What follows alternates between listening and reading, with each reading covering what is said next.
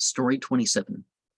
A thief said to mendicant, "Art thou not ashamed to stretch out thy hand for a grain of silver to every sordid fellow?" He replied, "To hold out the hand for a grain of silver is better than to get it cut off for 1 dane and a half."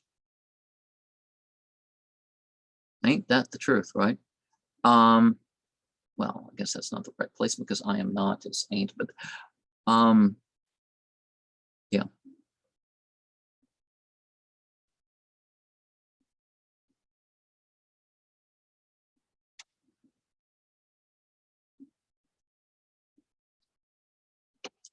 But the previous, we're mentioning silver in both things.